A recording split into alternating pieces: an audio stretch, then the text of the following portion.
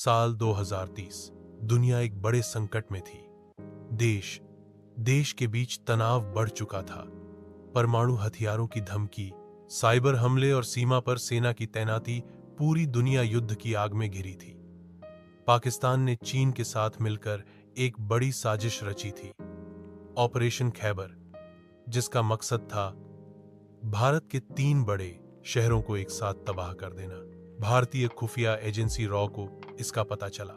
प्रधानमंत्री कार्यालय में रात के 3 बजे मीटिंग बुलाई गई। वॉर रूम में सभी अधिकारी एकत्र हुए। सेनाध्यक्ष बोले, हम अब रक्षात्मक नहीं, आक्रामक रणनीति अपनाएंगे। देश पर हमला मतलब भारत की आत्मा पर हमला, और आत्मा को कोई नहीं हरा सकता। देश भर में हाई अलर्ट जारी कर दिया गया। सीमाओं पर टैंक, मिसाइल, ड्रोन और सबसे महत्वपूर्ण स्पेशल वॉर यूनिट अग्निवीर को सक्रिय किया गया। इस यूनिट का नेतृत्व कर रहे थे कर्नल आदित्य सिंह, जिन्होंने कारगिल युद्ध में भी वीरता दिखाई थी।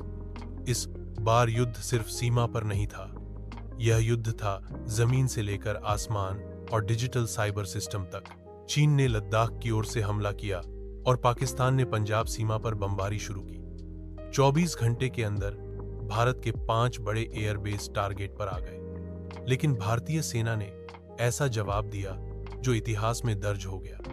वायुसेना के राफेल और तेजस लड़ाकू विमानों ने पाकिस्तान के नियंत्रण रेखा के पार जाकर दुश्मन के बंकर ध्वस्त कर दिए। कर्नल आदित्य की यूनिट को एक विशेष मिशन दिया गया, ऑपरेशन महाकाल, जिसका उद्देश्य था पाकिस्तान के अंदर जाकर उसकी कमांड सेंटर को खत्म करना।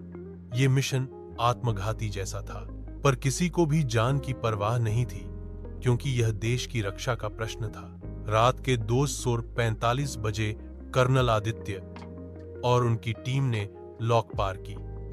घने जंगल, बारूदी सुरंगें और हर तरफ दुश्मन की चौकसी, लेकिन भारत के जांबाज चुपचाप आगे बढ़ते रहे। आखिरकार जब कमांड सेंटर तक पहुंचे, तभी अचानक घेराबंदी हो गई। गोलियों की बौछार, धमाके, चिल्लाहट, चारों ओर अराजकता फैल गई। टीम का हर जवान लड़ते हुए गिरा, पर पीछे नहीं हटा। आखिरी बचा था कर्नल आदित्य। गोली लगी थी, खून बह रहा था, पर उन्होंने बम एक्टिवेट कर दिया। वॉकी टॉकी पर आखिरी शब्द बोले, भारत मां, आज एक और बेटा तेरे चरणों में है। धमाका हुआ और पाकिस्तान का कमांड सेंटर उड़ गया। इस ऑपरेशन के सफल होने के बाद पाकिस्तान की सेना में अफरा तफरी मच गई।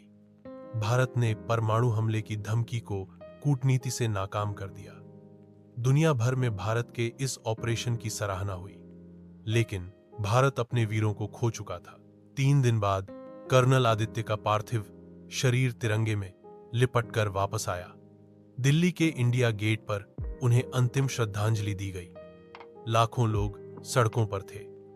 एक बच्चा अपनी मां से पूछता है, मां, ये कौन है? मां ने जवाब दिया, बेटा, ये वो हैं जिनकी वजह से तू आज जिंदा है। राष्ट्रपति ने उन्हें भारत महावीर की उपाधि दी। उनका नाम इतिहास की किताबों में नहीं, बल्कि हर बच्चे के दिल में लिखा गया। आज भी जब 15 अगस्त और 26 जनवरी आती है, लोग सिर्फ झंडा नहीं फहराते, लोग आदित्य सिंह और उनकी अग्निवीर यूनिट की कुर्बानी को याद करते हैं, क्योंकि कभी कभी देश को बचाने के लिए एक युद्ध नहीं, एक आत्म बलिदान चाहिए होता है।